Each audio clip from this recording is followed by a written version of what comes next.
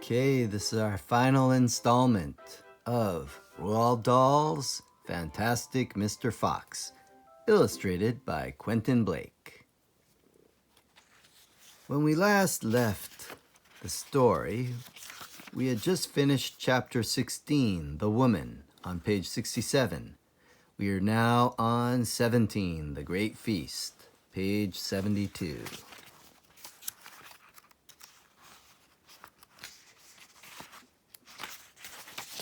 But as a reminder, Mr. Fox, the badger, and the smallest fox were just leaving Bean's secret cider cellar. Okay? And they were taking a gallon jar each. And of course, Rat was very angry about this and called them robbers and bandits and thieves and burglars. So, chapter 17, The Great Feast.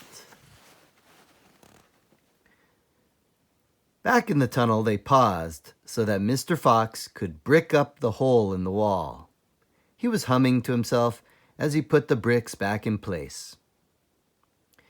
"I can still taste that glorious cider," he said. "What an impudent fellow Rat is." "He has bad manners," Badger said. "All rats have bad manners. I've never met a polite rat yet." "And he drinks too much," said Mr. Fox, putting the last brick in place. "There we are. Now home to the feast." They grabbed their jars of cider, and off they went. Mr. Fox was in front. The smallest fox came next, and Badger last. Along the tunnel they flew, past the turning that led to Bunce's mighty storehouse, past Boggis's chicken house number 1, and then up the long home stretch towards the place where they knew Mrs. Fox would be waiting. "Keep it up, my darlings," shouted Mr. Fox. "We'll soon be there. Think what's waiting for us at the other end, and just think what we're bringing home with us in these jars. That ought to cheer up poor Mrs. Fox." Mr. Fox sang a little song as he ran.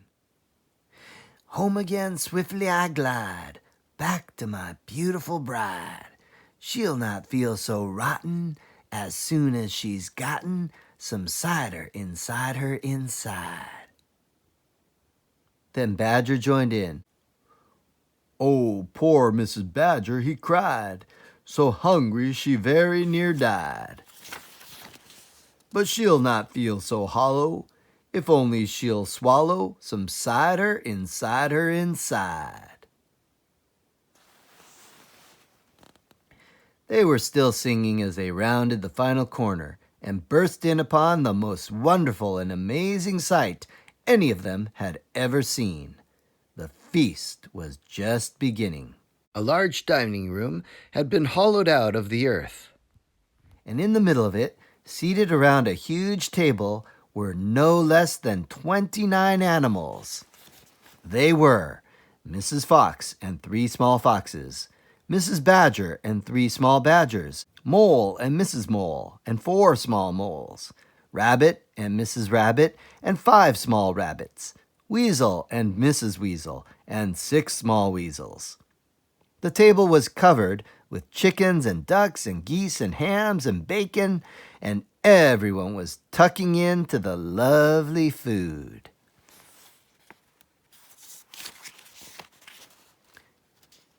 "My darling," cried Mrs. Fox, jumping up and hugging Mr. Fox. "We couldn't wait. Please forgive us." Then she hugged the smallest fox of all, and Mrs. Badger hugged Badger, and everyone hugged everyone else. Amid shouts of joy, the great jars of cider were placed upon the table, and Mr. Fox and Badger and the smallest fox sat down with the others. You must remember, no one had eaten a thing for several days. They were ravenous. So for a while, there was no conversation at all. There was only the sound of crunching and chewing as the animals attacked the succulent food. At last, Badger stood up. He raised his glass of cider and called out, "A toast! I want you all to stand and drink a toast to our dear friend who has saved our lives this day, Mr. Fox." "To Mr. Fox," they all shouted, standing up and raising their glasses. "To Mr. Fox, long may he live." Then Mrs. Fox got shyly to her feet and said, "I don't want to make a speech. I just want to say one thing, and it is this. My husband is a fantastic fox." Everyone clapped and cheered. Then Mr. Fox himself stood up. "This delicious meal," he began. Then he stopped. In the silence that followed, he let fly a tremendous belch. There was laughter and more clapping. "This delicious meal, my friends," he went on, "is by courtesy of Messrs. Bogus, Bunsen, Bean." More cheering and laughter. "And I hope you have enjoyed it as much as I have." He let fly another colossal belch. "Better out than in," said Badger. "Thank you," said Mr. Fox, grinning hugely. "But now, my friends, let us be serious. Let us think of tomorrow and the next day and the days after that. If we go out, we will be killed, right?" "Right," they shouted. "We'll be shot before we've gone a yard," said Badger. "Exactly," said Mr. Fox. "But who wants to go out anyway? Let me ask you that. We are all diggers, every one of us. We hate the outside. The outside is full of enemies. We only go out because we have to get food for our families. But now, my friends, we have an entirely new setup. We have a safe tunnel leading to 3 of the finest stores in the world." "We do indeed," said Badger. "I've seen 'em." "And you know what this means?" said Mr. Fox. "It means that none of us need ever go out into the open again." There was a buzz of excitement around the table. "I therefore invite you all," Mr. Fox went on, "to stay here with me forever." "Forever!" they cried. "My goodness! How marvelous!" And Rabbit said to Mrs. Rabbit, "My dear, just think, we're never going to be shot at again in our lives." "We will make," said Mr. Fox, "a little underground village with streets and houses on each side, separate houses for badgers and moles and rabbits and weasels and foxes. And every day I will go shopping for you all, and every day we will eat like kings." The cheering that followed this speech went on for many minutes. Chapter 18, Still Waiting. Outside the fox's hole, Bogus and Bunsen Bean sat beside their tents with their guns on their laps. It was beginning to rain. Water was trickling down the necks of the 3 men and into their shoes. "He won't stay down there much longer now," Bogus said. "The brute must be famished," Bunce said. "That's right," Bean said. "He'll be making a dash for it any moment. Keep your guns handy." They sat there by the hole, waiting for the fox to come out. And so far as I know, they are still waiting. All right, let's find out how carefully you were reading or listening. Number 1, what are the 3 farmers called?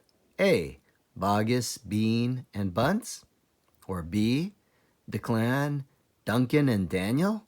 Or C, John, James, and Jack? Number 2, where is the hole Mr. Fox lives in? A, under a bush. B, near the train station. C, under a tree. Number 3. When the 3 farmers shoot at him, what does Mr. Fox lose? A. His jacket, B. his tail, or C. his eye? Number 4. How many jars of cider does Mabel take from the cellar? A. 2, B. 3, or C. 5? And finally, question number 5. How many children does Mr. Fox have? A. 2, B. 3, or C. 4? Okay, thank you very much for joining me for this fantastic novel, Roald Dahl's Fantastic Mr. Fox, illustrated by Quentin Blake. Thank you and see ya.